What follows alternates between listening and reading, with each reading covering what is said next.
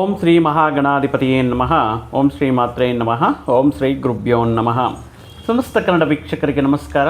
ನೀವು ಮೊದಲನೇ ಬಾರಿ ನಮ್ಮ ಚಾನಲ್ ನೋಡ್ತಾ ಇದ್ದರೆ ದಯವಿಟ್ಟು ಸಬ್ಸ್ಕ್ರೈಬ್ ಮಾಡಿ ಅಂತ ಹೇಳ್ತಾ, ಈ ದಿನ ನಾವು ದ್ವಾದಶ ರಾಶಿಗಳಲ್ಲಿ ಪ್ರಮುಖವಾಗಿರುವಂತಹ ಸಿಂಹರಾಶಿ ಜಾತಕರಿಗೆ ಹೊಸ ಆಂಗ್ಲ ವರ್ಷದಾಗಿರುವಂತಹ 2026ನೇ ಇಸ್ವಿಯಲ್ಲಿ ಯಾವ ರೀತಿ ಅನುಕೂಲ ಫಲಗಳು ಇರುತ್ತೆ ಅನ್ನುವಂತಹ ವಿಷಯಗಳನ್ನು ಈ ವಿಡಿಯೋ ಮುಖಾಂತರ ತಿಳಿದುಕೊಳ್ಳೋಣ. ಸಿಂಹರಾಶಿ ರಾಶ್ಯಾಧಿಪತಿ ಬಂದು ರವಿ. ಈ ರವಿ ಅಧಿಪತಿಯಾಗಿರುವಂತಹ ಸಿಂಹರಾಶಿಯವರಿಗೆ ಕೆಲವೊಂದು ತಿಂಗಳುಗಳಿಂದ ಇವರಲ್ಲಿರುವಂತಹ ಈ ಆತ್ಮವಿಶ್ವಾಸವನ್ನು ಕುಗ್ಗಿಸುವಂತಹ, ಆತ್ಮಸ್ಥೈರ್ಯವನ್ನು ಕುಗ್ಗಿಸುವಂತಹ ಕೆಲವೊಂದು ವಿಷಯಗಳು ನಡೀತಾ ಇದೆ. ಮುಖ್ಯವಾಗಿ ಇವರಿಗೆ ಇರಬೇಕಾಗಿರುವಂತಹ ಶನಿ, ಅಷ್ಟಮ ಶನಿ ಪ್ರಭಾವದಿಂದ ಕೆಲವೊಂದು ಸಂದರ್ಭಗಳಲ್ಲಿ ಅನಾವಶ್ಯಕವಾಗಿರುವಂತಹ ಕೆಲವೊಂದು ವಾದ ವಿವಾದಗಳಾಗಿರ್ಬೋದು, ಮಾತಿಗೆ ಬೆಲೆ ಕಮ್ಮಿ ಆಗುವುದಾಗಿರ್ಬೋದು, ಅಥವಾ ಈ ಸಣ್ಣ ಪುಟ್ಟ ಆರೋಗ್ಯ ಸಮಸ್ಯೆಗಳು, ಈ ಅಪಘಾತಗಳು ಅನ್ನೋದು ನಾವು ಸಿಂಹರಾಶಿಯವರಲ್ಲಿ ಕಂಡುಬರ್ತಾ ಇದೆ. ಆದರೆ ಈ ಸಿಂಹರಾಶಿಯವರಿಗೆ ಈ ವರ್ಷ ಆರಂಭದಲ್ಲೇ ಮೊದಲನೇ 6 ತಿಂಗಳು ಅದ್ಭುತವಾಗಿರುವಂತಹ ಗುರುಬಲ ಇವರಿಗೆ ಸಾಕಷ್ಟುವಾಗಿ ವಿಶೇಷವಾಗಿ ಯೋಗಕಾರಕನಾಗಿರುತ್ತದೆ. ಮುಖ್ಯವಾಗಿ ದೀರ್ಘಕಾಲ ಸಂಚಾರ ಗ್ರಹಗಳಾಗಿರುವಂತಹ ದೇವಗುರು ಬೃಹಸ್ಪತಿಯು, ಗುರುಗ್ರಹವು, ರಾಹು, ಕೇತು ಮತ್ತು ಶನಿ ಪರಮಾತ್ಮರು, ಈ 4 ಪ್ರಧಾನ ಗ್ರಹಗಳ ಸಂಚಾರ ಆಧಾರದ ಮೇಲೆ ಈ ವರ್ಷ 2026ರಲ್ಲಿ ಹೊಸ ಕನಸುಗಳೊಂದಿಗೆ, ಹೊಸ ಸಾಧನೆಗಳೊಂದಿಗೆ, ಇಲ್ಲಿಯವರೆಗೂ ಏನಾದರೂ ಒಂದು ಸಕ್ಸಸ್ಗೋಸ್ಕರ ವೆಯ್ಟ್ ಮಾಡ್ತಾ ಇದ್ದರೆ ಅಂತಹ ಸಕ್ಸಸ್ನ ಪಡೆಯಬೇಕು ಅನ್ನುವಂತಹ ಸಾಕಷ್ಟು ವಿಷಯಗಳಿಂದ ಪ್ರಯತ್ನಗಳನ್ನು ಮಾಡ್ತಾ ಇರುವಂತಹ ಈ ಸಿಂಹರಾಶಿ ಜಾತಕವರಿಗೆ 2026ರಲ್ಲಿ ಮೊದಲನೇ 6 ತಿಂಗಳು ಅಂದರೆ ಜನವರಿ 1ರಿಂದ ಜೂನ್ 1ನೇ ತಾರೀಕುವರೆಗೂ ಕೂಡ ಇವರಿಗೆ ಸಪ್ತಮ ಗುರು ವಿಶೇಷವಾಗಿ ಯೋಗಕಾರಕನಾಗಿರ್ತಾರೆ. ಅಷ್ಟಮ ಸ್ಥಾನದಲ್ಲಿ ಶನಿ ಪರಮಾತ್ಮ ಕಂಟಿನ್ಯೂ ಆಗ್ತಾ ಇರುತ್ತೆ. ಇನ್ನು ಮುಖ್ಯವಾಗಿ ರಾಹುಕೇತುಗಳು ಅನುಕೂಲವಾಗಿಲ್ಲ. ದ್ವಿತೀಯ ಕುಟುಂಬ ಧನಸ್ಥಾನದಲ್ಲಿರುವಂತಹ ರಾಹು, ಅಷ್ಟಮದ ಸ್ಥಾನದಲ್ಲಿರುವಂತಹ ಕೇತು, ಈ 4 ಪ್ರಧಾನ ಗ್ರಹಗಳಲ್ಲಿ ಕೇವಲ ಗುರುಬಲ ಮಾತ್ರ ನಿಮಗೆ ಜೂನ್ವರೆಗೂ ಅಂದರೆ ಮೊದಲನೇ 6 ತಿಂಗಳವರೆಗೂ ಇದ್ರೂ ಕೂಡ ಶನಿ ಪರಮಾತ್ಮನಾಗಿರಬಹುದು, ರಾಹುಕೇತುಗಳು ಅನುಕೂಲ ಇಲ್ಲ. ಅಂದರೆ ಈ ಸಂದರ್ಭದಲ್ಲಿ ಬರುವಂತಹ ಕೆಲವೊಂದು ವಿಷಯಗಳನ್ನು ನಾವು ಗಮನಿಸ್ತಾ ಹೋದರೆ ಗುರುಬಲ ಅದ್ಭುತವಾಗಿದೆ. ಆದರೆ ಅಷ್ಟಮ ಶನಿ, ದ್ವಿತೀಯ ರಾಹು ಮತ್ತು ಅಷ್ಟಮ ಕೇತು ಮುಖಾಂತರ ಈ ವರ್ಷ ಈ ಸಿಂಹರಾಶಿಯವರು ಮುಖ್ಯವಾಗಿ ಈ 3ನೇ ವ್ಯಕ್ತಿ ಹೇಳುವಂತಹ ಮಾತುಗಳನ್ನು ದಯವಿಟ್ಟು ಕೇಳಿಸ್ಕೊಳ್ಳೋಕೆ ಹೋಗಬೇಡಿ. ಅಂತೆ ಕಂತಗಳನ್ನು ಈ ಕೆಲವೊಂದು ವಿಷಯಗಳಲ್ಲಿ ಯಾವುದೋ ಒಂದು ರೀತಿ ನಿಮ್ಮ ಕುಟುಂಬದಲ್ಲಿ ಅಥವಾ ನಿಮ್ಮ ಮನಸ್ಸನ್ನು ಛಿದ್ರ ಮಾಡಲು ಕೆಲವೊಂದು ವ್ಯಕ್ತಿಗಳ ಪ್ರಯತ್ನ ಮಾಡ್ತಾ ಇರ್ತಾರೆ. ನಿಮ್ಮ ಸಂತೋಷವಾಗಿ ಇರುವುದನ್ನು ನೋಡಿ, ನಿಮ್ಮ ವಿಜಯ ಸಕ್ಸಸ್ಸನ್ನು ನೋಡಿ, ನಿಮ್ಮ ಅಭಿವೃದ್ಧಿಗೆ ಆತಂಕಗಳನ್ನು ಸೃಷ್ಟಿ ಮಾಡೋಣ, ಮಾನಸಿಕವಾಗಿ ಕುಗ್ಗಿಸೋಣ ಅನ್ನುವ ರೀತಿಯಲ್ಲಿ ಈ ವರ್ಷ ಕೆಲವೊಂದು ವ್ಯಕ್ತಿಗಳು 3ನೇ ವ್ಯಕ್ತಿ ಹೇಳುವಂತಹ ಅಂತೆ ಕಂತೆಗಳನ್ನು ಕೇಳೋಕ್ಕೆ ಹೋಗಬೇಡಿ. ಅದು ಕೌಟುಂಬಿಕ ವಿಷಯಗಳಲ್ಲಾಗಿರಬಹುದು, ವೃತ್ತಿ ಉದ್ಯೋಗಗಳಲ್ಲಾಗಿರಬಹುದು. 3ನೇ ವ್ಯಕ್ತಿಯ ಪ್ರವೇಶ, 3ನೇ ವ್ಯಕ್ತಿ ಹೇಳುವಂತಹ ವಿಷಯಗಳನ್ನು ಒಂದಕ್ಕೆ 2 ಬಾರಿ ಪರೀಕ್ಷೆ ಮಾಡಿ ಅಥವಾ ಪ್ರಾಮಾಣಿಕವಾಗಿ ತಿಳ್ಕೊಂಡು ನಂಬಲಿಕ್ಕೆ ಹೋಗಿ. ನೀವು ನಿಮ್ಮ ಬಗ್ಗೆ ಈ ರೀತಿ ಮಾತಾಡ್ತಿದ್ರಂತೆ, ನೀವು ಈ ರೀತಿ ಅಂತ ಅವರು ಹೇಳ್ತಿದ್ರು ಅಂತೆ. ಸೊ ಈ ರೀತಿ ನಿಮ್ಮಲ್ಲೇ ನಿಮಗೆ ಕೆಲವೊಂದು ಮನಸ್ಪರ್ಧೆಗಳು ಬರುತ್ತೆ. ಅದೇ ಮುಖ್ಯವಾಗಿ ಕುಟುಂಬ ಸದಸ್ಯರ ಮಧ್ಯೆ ಆಗಿರಬಹುದು ಅಥವಾ ಸ್ನೇಹಿತರ ಮಧ್ಯೆ ಆಗಿರಬಹುದು. ಈ ರೀತಿ ಕೆಲವೊಂದು ವಿಷಯಗಳನ್ನು ತಂದಿಡ್ತಾರೆ. ಬಂಧುಗಳ ಮುಖಾಂತರ ಆಗಿರಬಹುದು. ಮುಖ್ಯವಾಗಿ ಪ್ರೀತಿ ಪ್ರೇಮ ಸಂಬಂಧಗಳಲ್ಲಿರುವಂತಹ ವ್ಯಕ್ತಿಗಳು, ಮುಖ್ಯವಾಗಿ ಈ ಸಿಂಹರಾಶಿ ಸಿಂಹಲಗ್ನದವರಿಗೆ ಈ ಪ್ರೀತಿ ಪ್ರೇಮ ವ್ಯವಹಾರಗಳಲ್ಲಿ ಎಷ್ಟು ಪ್ರಾಮಾಣಿಕವಾಗಿರ್ತಾರೋ ಅದೇ ರೀತಿ ಕಠಿಣ ಮನಸ್ಸನ್ನು ಹೊಂದಿರುತ್ತಾ ಇರ್ತಾರೆ. ಮುಖ್ಯವಾಗಿ ಯಾವತ್ತೂ ಇವರಲ್ಲಿ ಸಾಕಷ್ಟು ಬೆಟ್ಟದಷ್ಟು ಪ್ರೀತಿ ಇದ್ರೂ ಹೊರಗಡೆ ಹೇಳ್ಕೊಳ್ಳೋದಕ್ಕೆ ಇಷ್ಟಪಡಲ್ಲ. ಅಹಂ ಅಡ್ಡ ಬರ್ತಾ ಇರುತ್ತೆ. ಏನಾದರೂ ಸಣ್ಣ ಪುಟ್ಟ ಮಿಸ್ಟೇಕ್ ಆದ್ರೂ ಕೂಡ ಅಪಾಲಜಿ ಕೇಳೋದಕ್ಕೆ, ಸಾರಿ ಕೇಳೋದಕ್ಕೆ ಹಿಂದೆ ಮುಂದೆ ನೋಡ್ತಾ ಇರ್ತಾರೆ. ಸೊ ಆ ವಿಷಯವನ್ನು ದೃಷ್ಟಿಯಲ್ಲಿಟ್ಕೊಂಡು 3ನೇ ವ್ಯಕ್ತಿಯ ಪ್ರವೇಶದಿಂದ ಈ ಪ್ರೀತಿ ಪ್ರೇಮ ವ್ಯವಹಾರಗಳಲ್ಲಿರುವಂತಹ ವ್ಯಕ್ತಿಗಳ ಮಧ್ಯೆ ಆಗಿರಬಹುದು, ಸ್ನೇಹಿತರ ಮಧ್ಯೆ ಆಗಿರಬಹುದು, ಕುಟುಂಬ ಸದಸ್ಯರ ಮಧ್ಯೆ ಆಗಿರಬಹುದು, ಈ ಸಂದರ್ಭದಲ್ಲಿ ಈ ಮೂರನೇ ವ್ಯಕ್ತಿ ಅಥವಾ ಕೆಲವೊಂದು ಹೇಳಿರುವಂತಹ ಮಾತುಗಳನ್ನು ನೀವು ಯಾವುದೇ ಪರೀಕ್ಷೆ ಪ್ರಾಮಾಣಿಕತೆ ಇಲ್ಲದೆ ಅದನ್ನು ನಂಬಿ ಸಣ್ಣ ಪುಟ್ಟ ಸಮಸ್ಯೆಗಳು ವಾಗ್ವಿವಾದಗಳು ನಡೆಯೋದಕ್ಕೆ ಚಾನ್ಸಸ್ ಇರುತ್ತೆ. ಇನ್ನು ಹೂಡಿಕೆ, ಧನಾದಾಯ, ಆರ್ಥಿಕ ಹಣಕಾಸಿನ ಸಂಬಂಧ ವಿಷಯಗಳಲ್ಲಿ ಗುರು ಅನುಕೂಲತೆಯಿಂದ ಇದ್ದಾರೆ. ಸೊ ಆದ್ದರಿಂದ ಆದಾಯಕ್ಕೆ ಯಾವುದೇ ರೀತಿ ಪ್ರಾಬ್ಲಮ್ ಇಲ್ಲ. ಆದರೆ ಈ ಸಂದರ್ಭದಲ್ಲಿ ನಿಮ್ಮನ್ನು ಒಂದು ಮಿಸ್ಲೀಡ್ ಮಾಡ್ತಾರೆ, ಮಿಸ್ಗೈಡ್ ಮಾಡ್ತಾರೆ. ಎಸ್ಪೆಷಲಿ ಇನ್ವೆಸ್ಟ್ಮೆಂಟ್ ಮಾಡುವಂತಹ ವಿಷಯಗಳಲ್ಲಿ ಇದರಲ್ಲಿ ಇನ್ವೆಸ್ಟ್ ಮಾಡಿರಿ, ನಿಮಗೆ ತುಂಬ ಚೆನ್ನಾಗಿ ಅದ್ಭುತವಾಗಿ ರಿಟರ್ನ್ಸ್ ಬರುತ್ತೆ, ವಿತಿನ್ 6 ಮಂತ್ಸಲ್ಲಿ ನಿಮ್ಮ ಅಮೌಂಟ್ ಡಬಲ್ ಆಗುತ್ತೆ ಇತ್ಯಾದಿ ಕೆಲವೊಂದು ವಿಷಯಗಳು ಸರ್ವಸಾಧಾರಣವಾಗಿಬಿಡ್ತದೆ. ಆದ್ದರಿಂದ ಈ ಸಂದರ್ಭದಲ್ಲಿ ಅಂತಹ ವ್ಯಕ್ತಿಗಳು ನಿಮ್ಮ ಸುತ್ತ ಸೇರಿ ನಿಮ್ಮನ್ನು ಒಂದು ಮಾಯೆಗೆ ಇಳಿಸಿ, ಯಾಕಂದರೆ ಇಲ್ಲಿ ನೋಡಿ ಧನಸ್ಥಾನದಲ್ಲೇ ರಾಹು ಇರೋದರಿಂದ ಈ ರೀತಿ ಅನಾಲೋಚಿತವಾಗಿ ಕ್ಷಣಿಕಾವೇಶದಲ್ಲಿ ನೀವು ಮಾಡುವಂತಹ ಹೂಡಿಕೆಗಳು ಧನ ನಷ್ಟವನ್ನು ಉಂಟು ಮಾಡುವುದು. ಆದ್ದರಿಂದ ಯಾವುದೇ ಹಣಕಾಸಿನ ಇನ್ವೆಸ್ಟ್ಮೆಂಟ್ ರಿಲೇಟೆಡ್ ವಿಷಯ, ಪ್ರಾಪರ್ಟಿ ರಿಲೇಟೆಡ್ ವಿಷಯ, ಈ ವಿಷಯಗಳಲ್ಲಿ ನೀವೇ ಖುದ್ದಾಗಿ ಪುನಃ ಪರಿಶೀಲನೆ ಮತ್ತೆ ಮರಳಿ ಪರಿಶೀಲನೆ ಮಾಡಿ ನಿರ್ಧಾರಗಳು ತಗೊಳ್ಳೋದು, ಸ್ವಂತ ನಿರ್ಧಾರ ತಗೊಳ್ಳೋದು ಉತ್ತಮ. ಇನ್ನು ಫಿನಾನ್ಷಿಯಲಿ ತುಂಬ ಸ್ಯಾಟಿಸ್ಫೈಡ್ ಆಗಿರ್ತೀರ, ಯಾವುದೇ ರೀತಿ ಪ್ರಾಬ್ಲಮ್ ಇಲ್ಲ. ಇದಕ್ಕೆ ಮುಂಚೆ ಮಾಡಿರುವಂತಹ ತಪ್ಪುಗಳನ್ನು ಸರಿ ಮಾಡಿಕೊಂಡು ಅದರ ಪ್ರಕಾರ ಒಂದು ಫೈನಾನ್ಷಿಯಲ್ ಆಗಿ ಬಿಲ್ಡ್ ಮಾಡ್ಕೊಳ್ತೀರ. ಮುಂದಿನ ದಿನಗಳಲ್ಲಿ ಯಾವುದೇ ಹಣಕಾಸಿನ ಸಮಸ್ಯೆ ಬರಬಾರ್ದು ಅಂತ ಯೋಚನೆ ಮಾಡ್ತಾ ಇರ್ತೀರ. ಆದರೆ ನಿಮ್ಮಲ್ಲಿರುವಂತಹ ಒಂದು ಸ್ವಭಾವ, ಪ್ರಾಕೃತಿಕವಾಗಿ ನಿಮ್ಮಲ್ಲಿರುವಂತಹ ಸ್ವಭಾವ ಸ್ಟ್ರೈಟ್ ಫಾರ್ವರ್ಡ್ನೆಸ್, ಅಂದರೆ ಇದ್ದಿದ್ದಂಗೆ ಹೇಳಿದ್ರೆ, ಅಂದರೆ ಮುಖದ ಮೇಲೆ ನೇರವಾಗಿ ಹೇಳುವುದರಿಂದ ಏನಾಗುತ್ತೆ, ಈ ಕೆಲವೊಂದು ವ್ಯಕ್ತಿಗಳ ಜೊತೆ ನಿಮ್ಮಲ್ಲಿರುವಂತಹ ನೇರವಾಗಿ ನುಡಿಯುವಂತಹ ಈ ಸ್ವಭಾವವು ಕೆಲವೊಂದು ವ್ಯಕ್ತಿಗಳ ಜೊತೆ ನಿಮಗೆ ವಿವಾದಗಳನ್ನು ಸೃಷ್ಟಿ ಮಾಡುತ್ತೆ, ಅಥವಾ ಅಂತಹ ವ್ಯಕ್ತಿಗಳಿಂದ ನಿಮ್ಮ ಸಂಬಂಧಗಳನ್ನು ಮುಕ್ತಾಯ ಮಾಡಿಕೊಂಡು ಅವರಿಂದ ದೂರ ಆಗೋದಕ್ಕೆ ಚಾನ್ಸಸ್ ಇರುತ್ತೆ. ಇನ್ನು ಈ ವರ್ಷದಲ್ಲಿ ಮುಖ್ಯವಾಗಿ ಹಣಕಾಸಿನ ವಿಷಯಗಳಲ್ಲಿ ಯಾರಿಗಾದರೂ ನೀವು ಏಮಾರಿ ಹಣ ಕೊಡೋದು ಅಥವಾ ಸಾಲವಾಗಿ ನೀಡುವುದು, ಕೊಟ್ಟರೆ ಮತ್ತೆ ಅದನ್ನು ಹಿಂಪಡೆಯೋದಕ್ಕೆ ತುಂಬ ಹರಸಾಹಸ ಬೀಳಬೇಕಾಗಿರುತ್ತೆ. ಆದ್ದರಿಂದ ಮತ್ತೆ ಅದನ್ನು ವಾಪಸ್ ಪಡೆಯೋದಕ್ಕೆ ಸಾಕಷ್ಟು ಸರ್ಕಸ್ ಮಾಡಬೇಕಾಗಿರುತ್ತೆ. ಆದ್ದರಿಂದ ಹಣಕಾಸಿನ ವ್ಯವಹಾರಗಳಲ್ಲಿ ಈ ಸಂದರ್ಭದಲ್ಲಿ ನೀವು ಎಷ್ಟು ದೂರ ಇದ್ದರೆ ಅಷ್ಟು ಒಳ್ಳೆಯದು. ಮುಖ್ಯವಾಗಿ ಈ ಏಕಾದಶದಲ್ಲಿ ಇರುವಂತಹ ಗುರು ಪರಮಾತ್ಮ ಜನವರಿ 1ರಿಂದ ಜೂನ್ 1ರವರೆಗೂ ಗುರು ಏಕಾದಶದಲ್ಲಿ ಇದೊಂದು ರೀತಿಯ ರಾಜಯೋಗ ಸಿಂಹರಾಶಿಯವರಿಗೆ ಅಂತ ಹೇಳಬಹುದು. ಯಾವ ರೀತಿ ಹಣಕಾಸಿನ ವಿಷಯಗಳಲ್ಲಿ ಅಥವಾ ಪಿತ್ರಾರ್ಜಿತ ಆಸ್ತಿಗಳಲ್ಲಿ ಆಕಸ್ಮಿಕ ಮತ್ತು ಆದಾಯ ಹೆಚ್ಚಳ, ಈ ರೀತಿ ಹಣಕಾಸಿನ ನೆರವು ಅನ್ನೋದು ಎಕ್ಸಲೆಂಟ್ ಆಗಿರುತ್ತೆ. ಫಿನಾನ್ಷಿಯಲಿ ತುಂಬ ಸ್ಟ್ರಾಂಗ್ ಆಗಿರುತ್ತೆ. ಈ ಟ್ರಾನ್ಸಾಕ್ಷನ್ ಫ್ಲೋ ಆಗಿರ್ಬೋದು, ಬರುವಂತಹ ವಿವಿಧ ಮಾರ್ಗಗಳ ಮುಖಾಂತರ ಬರುವಂತಹ ಆದಾಯ ಆಗಿರ್ಬೋದು, ಎಕ್ಸಲೆಂಟ್ ಆಗಿರುತ್ತೆ. ನಿಮ್ಮ ಸಹೋದರರ ಮಧ್ಯೆ ಇಂದಿನ ದಿನಗಳಲ್ಲಿ ಏನಾದರೂ ಈ ರೀತಿ ಸಣ್ಣ ಪುಟ್ಟ ಅಪಾರ್ಥಗಳಿದ್ರೂ ಕೂಡ ಅದು ಸರಿ ಹೋಗುತ್ತೆ.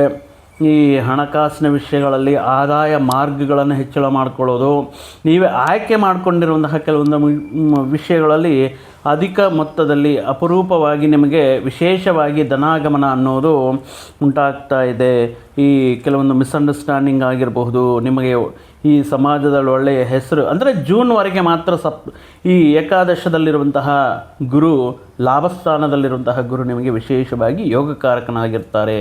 ಈ ಸಂದರ್ಭದಲ್ಲಿ ದಾನ ಧರ್ಮಗಳು ಮಾಡುವುದು, ಯಾಗಾದಿ ವಿಷಯಗಳನ್ನು ಮಾಡುವುದು, ಪುಣ್ಯಕ್ಷೇತ್ರಗಳ ದರ್ಶನ ಮಾಡುವುದು, ಅಂದರೆ ಈ ಫಿನಾನ್ಷಿಯಲಿ ಯಾವುದೇ ರೀತಿ ಪ್ರಾಬ್ಲಮ್ ಇಲ್ಲ. ಏನು ಈ ಉದ್ಯೋಗ ಅವಕಾಶಗಳು ಪಡೆಯಬೇಕು, ಉನ್ನತ ಉದ್ಯೋಗ ಬದಲಾವಣೆ ಮಾಡಬೇಕು ಅನ್ನುವಂತಹ ವ್ಯಕ್ತಿಗಳಾಗಿರಬಹುದು, ಈ ಸಂದರ್ಭದಲ್ಲಿ ವಿವಾಹಾದಿ ಶುಭ ಕಾರ್ಯಗಳನ್ನು ಮಾಡ್ಕೋಬೇಕು.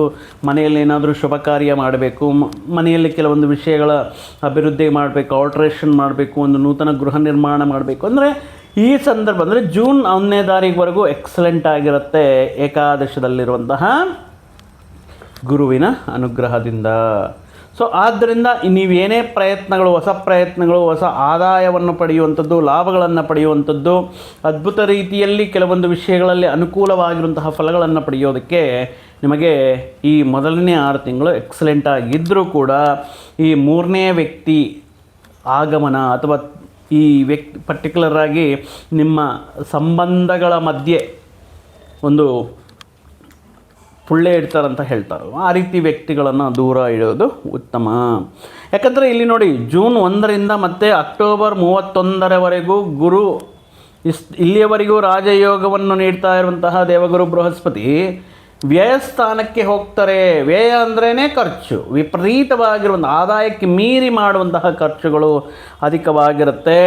ಇನ್ನು ಇಷ್ಟೂ ದಿನಗಳ ಕಾಲ ಸೇವಿಂಗ್ಸ್ ಏನು ಮಾಡಿರ್ತೀರೋ ಅದೆಲ್ಲವೂ ಕೂಡ ಖರ್ಚಾಗೋದಕ್ಕೆ ಸ್ಟಾರ್ಟ್ ಆಗುತ್ತೆ. ಈ ಸಂದರ್ಭದಲ್ಲಿ ಸಾಲಗಳು ಮಾಡುವಂತಹ ಸಂದರ್ಭಗಳು ಕೂಡ ಬರಬಹುದು. ವೃತ್ತಿ ಉದ್ಯೋಗಗಳಲ್ಲಿ ಒತ್ತಡ ಅನ್ನೋದಿರುತ್ತೆ.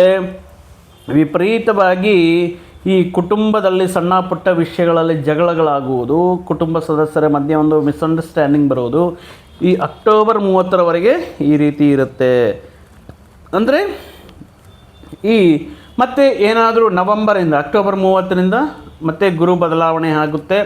ಅಲ್ಲಿ ಸಿಂಹ ರಾಶಿಗೆ, ಸ್ವಂತ ರಾಶಿಗೆ ಸ್ವಕ್ಷೇತ್ರದಲ್ಲಿ ಗುರು ಆಗಮನ, ರಾಶಿಗೆ ಲಗ್ನದಲ್ಲೇ ಇರುವಂತಹ ಗುರು ಆಗಮನದಿಂದ ಇಲ್ಲೇನಾಗುತ್ತೆ, ಅಗೈನ್ ವಿಪರೀತವಾಗಿ ನೀರಿನ ಥರ ಖರ್ಚು ಆಗೋದು. ಅಂದರೆ ಆದಾಯವು ಖರ್ಚಾಗೋದಕ್ಕೆ ಧನನಾಶಂಚ ಅಂತ ಹೇಳ್ತಾರೆ. ಅಂದರೆ ಹಣಕಾಸಿನ ವಿಷಯಗಳಲ್ಲಿ ಧನ ನಷ್ಟ ಅನ್ನೋದು ಈ ಮುಖ್ಯವಾಗಿ ನಿಮ್ಮ ಸಂತಾನಕ್ಕೆ ಸಂಬಂಧಪಟ್ಟಿರುವಂತಹ ಅವರ ಎಜುಕೇಷನ್ ಪರ್ಪಸ್ಗಾಗಿರ್ಬೋದು, ಅವರ ಆರೋಗ್ಯ ವಿಷಯಗಳಿಗಾಗಿರಬಹುದು, ಅವರ ಕೆಲವೊಂದು ನಷ್ಟಗಳನ್ನು ಅಥವಾ ಸಾಲಗಳನ್ನು ತೀರಿಸೋದಕ್ಕಾಗಿರಬಹುದು. ಈ ಸಂದರ್ಭದಲ್ಲಿ ವಿಪರೀತವಾಗಿ ಹಣಕಾಸಿನ ಖರ್ಚು ಅನ್ನೋದು ತೋರಿಸ್ತಾ ಇದೆ. ಸೊ ವ್ಯಾಪಾರ ವಿಷಯಗಳಲ್ಲಿಯೂ ಕೂಡ ಈ ವರ್ಷದ ಕೊನೆಯ 2 ತಿಂಗಳು ಸ್ವಲ್ಪ ಆತಂಕಗಳನ್ನು ನೀಡ್ತಾ ಇರುತ್ತೆ. ಸಣ್ಣ ಪುಟ್ಟ ಆರೋಗ್ಯ ಸಮಸ್ಯೆಗಳನ್ನೋದಿರುತ್ತೆ. ಮುಖ್ಯವಾಗಿ ಆರೋಗ್ಯ ಸಮಸ್ಯೆ ಅಂದ್ರೇ ಇಲ್ಲಿ ಕರ್ಮಕಾರಕನಾಗಿರುವಂತಹ ಶನಿ ಪರಮಾತ್ಮ ಅಷ್ಟಮ ಸ್ಥಾನದಲ್ಲಿ ಕೇತುವಿನ ಜೊತೆ ಇರುವುದರಿಂದ ಈ ಸಂದರ್ಭದಲ್ಲಿ ಇದೊಂದು ರೀತಿ ಒಂದು ದುರಾದೃಷ್ಟ ವಿಧಾನ ಅಂತ ಹೇಳ್ಬೋದು. ಅಷ್ಟಮ ಶನಿ ಮುಖ್ಯವಾಗಿ ಸಣ್ಣ ಪುಟ್ಟ ಪ್ರಮಾದಗಳು ಉಂಟಾಗುವುದಾಗಿರ್ಬೋದು, ಆರೋಗ್ಯ ವಿಷಯಗಳಲ್ಲಿ ಹೇರುಪೇರುಗಳಾಗಿರ್ಬೋದು, ವಾಹನ ಅಪಘಾತಗಳಾಗಿರ್ಬೋದು ಇತ್ಯಾದಿ ವಿಷಯಗಳಿಂದ ಸ್ವಲ್ಪ ಭಯ, ಆಂತರಂಗಿಕವಾಗಿ ವಿಪರೀತವಾಗಿ ಓವರ್ ಥಿಂಕಿಂಗ್ ಮಾಡೋದು, ಯಾರೋ ಏನೋ ಸಣ್ಣ ಪುಟ್ಟ ವಿಷಯಕ್ಕೆ ವಿಪರೀತವಾಗಿ ರಿಯಾಕ್ಟ್ ಆಗೋದು, ಬೇರೆಯವರು ಹೇಳೋದನ್ನು ಕೇಳಿಸ್ಕೊಳ್ಳಲ್ಲ, ನೀವು ಹೇಳಿದ್ದೇ ನಡೀಬೇಕು, ಅಂದರೆ ನೀವು ಹೇಳಿದ್ದೇ ನಿಜ ಅನ್ನುವಂತಹ ವಿಷಯಗಳಲ್ಲಿ ನಂಬೋದು. ಈ ಮಾನಸಿಕ ಒತ್ತಡ, ಆತಂಕ, ಆಂಗ್ಸೈಟಿ ಇತ್ಯಾದಿ ವಿಷಯಗಳ ಮುಖಾಂತರ ಈ ಆಂಗ್ಸೈಟಿಲಿಂದ ಹೊರಗಡೆ ಬರೋದಕ್ಕೆ ಇನ್ ಕೇಸ್ ನಿಮಗೆ ಏನಾದರೂ ಈ ಸಂದರ್ಭದಲ್ಲಿ ನಿಮಗೇನಾದರೂ ಕೆಟ್ಟ ವ್ಯಸನಗಳು, ಧೂಮಪಾನ ಆಗಿರ್ಬೋದು, ಮದ್ಯಪಾನ ಆಗಿರ್ಬೋದು, ಮತ್ತೊಂದು ವಿಷಯಗಳಾಗಿರ್ಬೋದು, ಇದು ನಿಮ್ಮ ಆರೋಗ್ಯದ ಮೇಲೆ ವಿಪರೀತವಾಗಿರುವಂತಹ ಪ್ರಭಾವವನ್ನು ತೋರಿಸುತ್ತೆ. ಸೊ ಆದ್ದರಿಂದ ಈ ಸಂದರ್ಭದಲ್ಲಿ ಯಾವುದೇ ಕೆಟ್ಟ ವ್ಯಸನಗಳಿಲ್ಲದಿರುವಂತಹ ವ್ಯಕ್ತಿ ಅದೃಷ್ಟವಂತ, ಆರೋಗ್ಯವಂತ ಅಂತ ಹೇಳ್ಬೋದು. ಸೊ ಆದ್ದರಿಂದ ನೀವು ಇಂತಹ ವ್ಯಸನಗಳಿಗಾಗಿರ್ಬೋದು, ಈ ನೆಗೆಟಿವ್ ಥಿಂಕಿಂಗ್, ಕೆಟ್ಟ ಯೋಚನೆಗಳಾಗಿರಬಹುದು, ಕೆಟ್ಟ ವಿಷಯಗಳು, ದೂಷಣೆಗಳಾಗಿರಬಹುದು, ಕೆಟ್ಟ ಸಹವಾಸಗಳಾಗಿರ್ಬೋದು, ಅಕ್ರಮ ಸಂಬಂಧಗಳು ಇತ್ಯಾದಿ ವಿಷಯಗಳಾಗಿರ್ಬೋದು, ಎಷ್ಟು ದೂರ ಇದ್ದರೆ ಅಷ್ಟು ನಿಮ್ಮ ಗೌರವ ಮರ್ಯಾದೆಗಳು, ಮಾನಸಿಕ ಪ್ರಶಾಂತತೆ, ನೆಮ್ಮದಿ ಅನ್ನೋದು ನಿಮ್ಮ ಜೀವನದಲ್ಲಿ ಇರುತ್ತೆ. ಸೊ ಈ ವಿಷಯಗಳ ಮೇಲೆ ಪ್ರತ್ಯೇಕವಾಗಿ ನೀವು ದೃಷ್ಟಿ ಸಾರಿಸಬೇಕಾಗಿರುತ್ತೆ.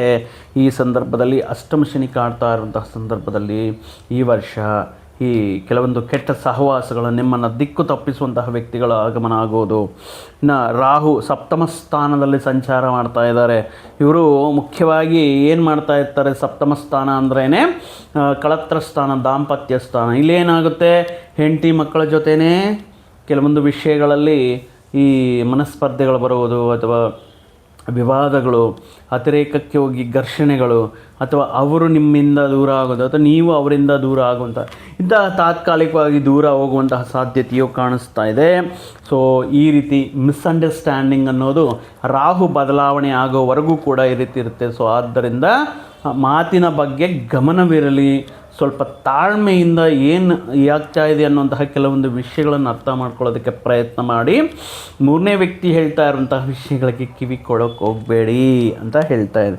ಇನ್ನು ಲಗ್ನದಲ್ಲೇ ಇರುವಂತಹ ಈಗ ಗುರು ಲಗ್ನಕ್ಕೆ ಬರ್ತಾರೆ ಮತ್ತು ವ್ಯಯಸ್ಥಾನಕ್ಕೆ ಬರ್ತಾರೆ. ಅದೇ ರೀತಿ ಕೇತು ಲಗ್ನದಲ್ಲಿ ಮತ್ತು ವ್ಯಯಸ್ಥಾನದಲ್ಲಿ ಎರಡೂ ಸ್ಥಾನಗಳಲ್ಲಿ ಸಂಚಾರ ಅನ್ನೋದು ಅಷ್ಟು ಅನುಕೂಲ ಇಲ್ಲ.